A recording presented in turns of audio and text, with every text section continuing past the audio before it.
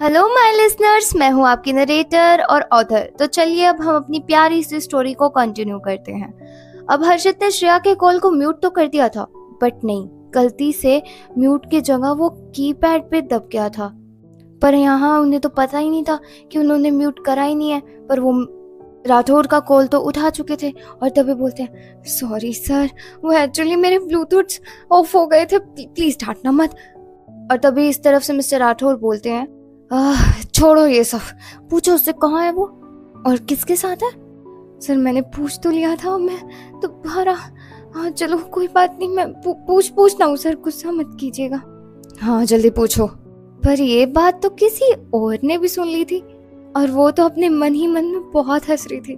पर जैसे ही उसने ये सुना था, वो काउच पे से उठकर थोड़ा साइड में आ गई थी, क्योंकि वहां पर पलक और आर्यन भी बैठे हुए थे। उसे अब कुछ और बात करनी थी शायद। अंदर तो उसके यही चल रहा था, इन्होंने फोन किया हर्षित को मुझे जानने के लिए, मेरी फिक्र हो रही थी। नहीं श्रेया, क्या सोच रहे तू, जल्दी से बात करो, फोन काट। और तभी वो बोलती है, हाँ तो तुम क्या पूछ रहे थे मुझसे। वो मैम कि आप, अच्छा हाँ, मैं ना पलक के साथ हूँ और एक्चुअली मेरा ना पुराना दोस्त भी आया हुआ है और हम सभी अभी काम कर रहे थे कुछ।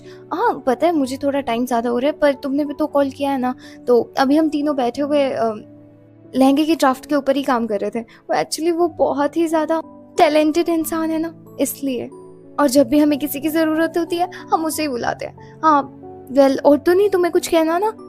ओके ठीक है, चलो फिर मैं फ़ोन रखती हूँ। हाँ yes ma'am, okay ma'am, okay bye bye Harshit, good night. अब वैसे तो उन्होंने ऐसी आवाज में गुड नाइट मिस्टर राठौर को सुनाने के लिए बोला था, पर मिस्टर राठौर को तो यही लगा था ना कि इस तरह से गुड नाइट उन्होंने हर्षित को कहा। ये क्या चल रहा है। पहली बात तो इतनी रात को किसी लड़के के साथ ये क्या कर रही हैं, काम क्या दिन में नहीं हो सकता। और दूसरा इसको गुड नाइट। हाँ माना कि वो उन्हें अपना हस्बैंड नहीं समझती और ये फेक मैरिज है, पर इसका मतलब ये थोड़ी ना कि वो किसी से भी ऐसे बात कर लेंगे। चाहे फेक मैरिज है पर 6 महीने के लिए है तो ये पति पत्नी ना। और फिर तभी हर्षित बोलता है, सर हो गया काम, मैं फोन रखूं, मैं सो जाऊं सर, मैं रखूं कॉल। पर मिस्टर राठौर ने तो अपने आप ही फोन काट दिया था, इस बात के गुस्से में कि वो कैसे इतने प्यार से हर्षित को गुड नाइट बोल सकती है।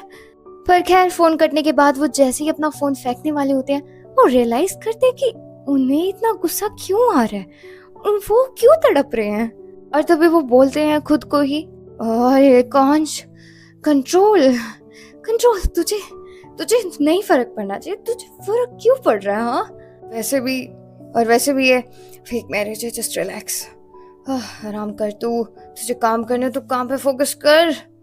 और बस क्या था, वो लग गए थे अपने दोबारा काम में, चाहे फोकस हो चाहे ना हो। और इस तरफ से तो जैसे श्रेया का दिन बन गया था। वो तो इतना डर रही थी मिस्टर राठौर से कि वो कैसे फेस करेंगी, क्या कहेंगी वो उन्हें जब वो उनसे मिलेंगी। पर मिस्टर राठौर ने जब ऐसे फोन कराया, वो तो खुशी से नाचने लगी थी। पता नहीं कैसा एहसास था ये, पर जो भी था श्रेया को लग बहुत अच्छा रहा था, जिस तरह से मिस्टर राठौर उनकी फिक्र कर रहे थे। अब अगले दिन श्रेया पहुंच चुकी थी राठौर मेंशन। अभी वो रूम में आई थी कि उन्होंने देखा कि बालकनी के साइड एक हैंडसम सा लड़का बालकनी में खड़े होकर बात कर रहा था फोन पर। हाँ पर ये और कोई नहीं बल्कि इन्हीं के हस्बैंड जी थे, देखना तो बनता है ना। और जैसे कि देखा था कि वो हाफ स्लीव्स में है, उनकी तो नजर वहीं अटक गई थी।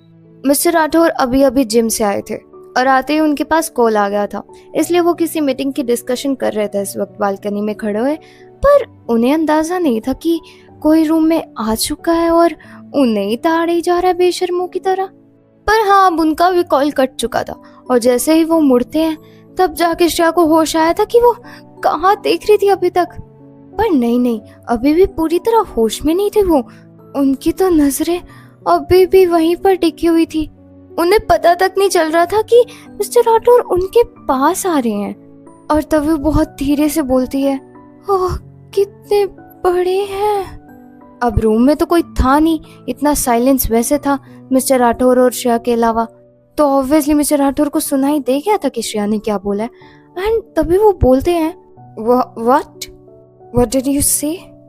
और अब जाके असलियत में श्रेया को होश आया था और वो बोलती है, नहीं कुछ नहीं, सॉरी वो। और तभी मिस्टर राठौर पूछते हैं, तुम कब आई? नहीं वो बस मैं अभी अभी आई थी, वो मुझे ऑफिस जाना है, मैं निकलती हूँ। नहीं रुको यहीं पे, पहले ये बताओ क्या क्या बोल रही थी तुम, क्या बड़े हैं?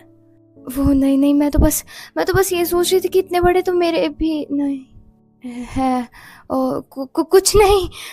श्रेया को तो समझ ही नहीं आ रहा था वो क्या बोली जा रही है, पर हाँ मिस्टर राठौर के लिए थोड़ा इंटरेस्टिंग होता जा रहा था और वो थोड़ा सा और श्रेया के करीब आकर पूछते हैं, क्यों तुम्हारे पास भी है? पर पलक तो फ्लो में थी और वो बोल भी दी थी, इसमें क्या सबके पास होता है, लड़का लड़की दोनों के पास ही होता है। पर ये सुन के मिस्टर राठौर थोड़े अनकंफर्टेबल हो गए थे, मतलब ऐसे कैसे, मतलब दोनों के पास तो नहीं होता ना ये। और तभी वो बोलते हैं, really do you have it? और श्रेया तो उनकी नजरों में देख के हिप्नोटाइज ही हो गई थी और वो बोल भी दी थी, हाँ पर आपके ज्यादा बड़े हैं बाइसेप्स। ओह यकांश तेरा दिमाग कितना गंदा है यार, क्या सोच रहा था तू? और वो श्रेया से दूर हट गए थे और अपने बालों पे हाथ रखते हुए यही बोल रहे थे खुद को कि कितना गंदा दिमाग है उनका, क्या सोच क्या रहे थे वो अभी तक। और अब तो श्रेया डबल ट्रिपल एम्बैरेस हो चुकी थी, अब नहीं उसे मिस्टर राठौर के सामने रुकना था और वो भाग गई थी रूम से बिना कुछ कहे और बिना कुछ उनकी बात सुने।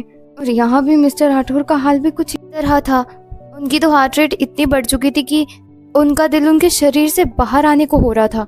और तभी वो थोड़ा सा स्माइल कर रहे थे, आज इतने दिनों बाद उनके चेहरे पे दोबारा से स्माइल आई थी और वो बोलते हैं, बॉडी तो मेरी भी बहुत अच्छी है, वो तो मुझे पता ही है, जल्दी पिघल जाएंगी मैडम जी आप, अभी तो अच्छे से देखा भी नहीं मुझे और सब देख कर मदहोश हो गई। पर अगर इससे आगे वो कुछ बोलते वो खुद ही शर्मिंदा हो जाते और वो जागते हैं कि कहाँ फंस रहे हैं वो, उन्हें बदला लेना है अभी, बर्बाद करना है श्रेया को, श्रेया की कंपनी को, उसके खानदान को, उसके सरनेम को। जाग जा राठौर, जाग जा, देखो काम करना है, तुझे बदला लेना है और कंट्रोल योर हॉर्मोन्स कंट्रोल। अब वो भी नीचे आ चुके थे और श्रेया इस टाइम पे ब्रेकफास्ट कर ही रही थी कुंती जी की जबरदस्ती से। तभी वो देखती है कि वो इंसान तो नीचे आ रहे हैं और पता नहीं क्यों वो अपना चेहरा छुपाने लगी थी और कुंती जी ने ये बात नोटिस कर ली थी और वो तभी श्रेया को पूछती है, क्या हुआ बेटा, कुछ हुआ है क्या? तुम पहले ही 2 दिन घर नहीं आई थी, पक्का राठौर ने कुछ किया था, वो डरा रहे हैं ना तुम्हें, है ना, तभी तुम अपना चेहरा छुपा रही हो उनसे। आज तो मैं क्लास लूंगी राठौर की, ऐसे कैसे मेरी प्यारी सी बहू को डरा सकता है वो। राठौर जी को तो समझ ही नहीं आ रहा था ये चल क्या रहा है, वो तो अभी नीचे आए हैं और उन्होंने कब श्रेया को डरा दिया। और तभी वो बोलते हैं, क्या हुआ माँ, आप ऐसे क्यों बोल रही हैं, मैंने इसे डरा दिया, मैंने तो कुछ नहीं किया।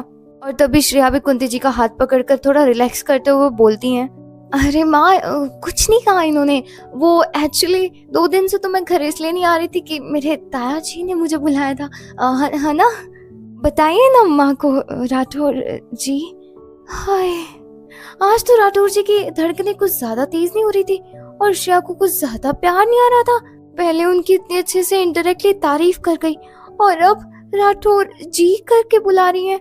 ये सारे मूवमेंट को डिस्टर्ब करते हुए कुंती जी दोबारा से बोल उठी थी, नहीं श्रेया, तुम्हें डरने की जरूरत नहीं है, अगर राठौर ने कुछ किया है, अगर वो तुम्हें डरा रहा है तो मैं इसका कान खींच करना इसको अच्छे से सबक सिखाऊंगी और अकल भी ठिकाने आ जाएगी इसकी। अब ये तीनों लोग हंस ही रहे थे और इनमें प्यारा सा मोमेंट बन रहा था, पर किसी को तो ये चीज बिल्कुल बर्दाश्त नहीं होती। राठौर जी की मामी वो आ गई थी बीच में कबाब में हड्डी बनने के लिए और तभी बोलती हैं, कुंती तुमने काम कर दिया, वैसे आज नाश्ते में बहुत कम चीजें बनी हैं।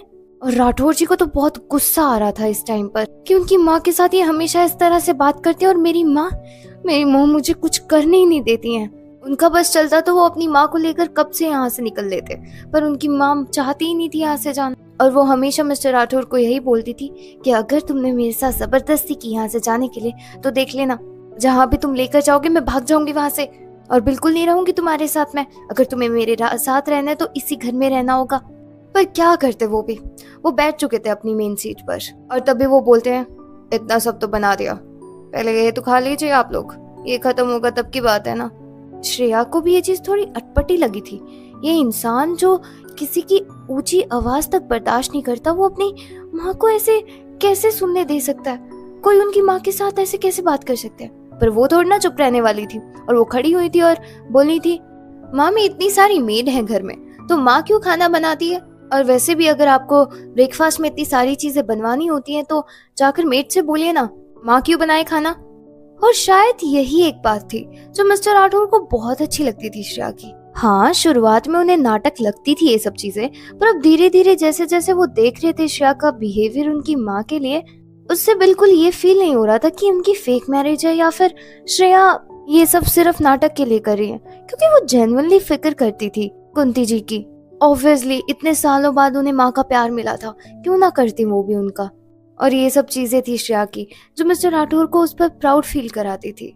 और तभी श्रेया जी और उन्होंने कुंती जी को बोला था कि वो भी आकर बैठ जाए, और उन्हें पता था ये खुद तो बैठेंगी नहीं, इसलिए वो खुद लाकर बिठा दी थी कुंती जी को उनकी बगल में और खुद उनकी प्लेट को सर्व करते हुए बोलती हैं, माँ आप खाना खाइए, मैं देती हूँ ना खाना। और अब राठौर जी के मामा भी आ चुके थे नीचे और वो भी बैठ जाते अपनी चेयर पे। उन्हें नहीं पता था क्या चल रहा है यहाँ पे, क्या बातचीत हुई। हाँ, बस वो अपनी बीवी का मुंह देखकर समझ गए थे कि कुछ तो कह दिया इनको किसी ने। पर खैर वो बैठ चुके थे और इंतजार कर रहे थे कि कोई तो उनको सर्व करेगा। पर यहाँ तो श्रेया ने सिर्फ राठौर जी को और कुंती जी को सर्व किया था और खुद भी बैठ चुकी थी कुंती जी के बगल में और उन्हें ही बोली थी कि वो उन्हें भी खिला दे और खुद भी खा लें। यहाँ तो उनकी मामी खड़ी हुई देख रही थी कि ये क्या कर रही है, कैसी कैसी बहू है ये। और श्रेया भी समझ ही गई थी कि कोई तो उन्हें घुर घुर के देख ही जा रहा है और वो तुरंत ही अपनी नजरें फेरी थी मामी की तरफ और बोलती हैं, अरे मामी सर्व कीजिए ना अपने पति को। अब ऐसा अच्छा थोड़ी ना लगता है मैं मामा जी को सर्व करूं, आप तो इनकी बीवी है, वैसे भी अच्छी लगेंगी आप इनको सर्व करते हुए, पर मैं नहीं लगूंगी ना, यू अंडरस्टैंड ना। वैसे भी आपके पति हैं, आपको पता होगा ये कितना खाते हैं, है ना राठौर। अरे अरे, ये राठौर जी कहाँ बीच में आ गए इनकी बातों के। वो तो चुपचाप सुनकर एंजॉय कर रहे थे ना कि उनकी वाइफ कितनी बोल्ड है। और तभी वो कहते हैं, हाँ जैसे श्रेया को पता है मैं कितना खाता हूँ मामी, आपको पता होगा कि मामा जी कितना खा लेते हैं दिन में, तो आप दीजिए इन्हें, परोसिए। क्यों मामा जी?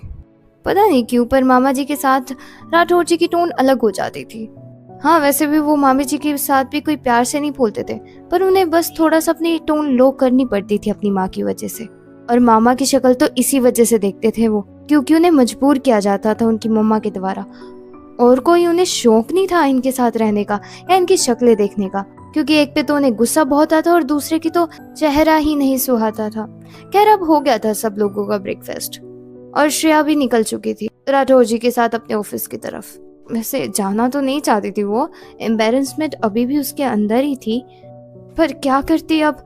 मिस्टर राठौर इससे पहले उन्हें डांटते, वो चुपचाप आ गई थी गाड़ी में।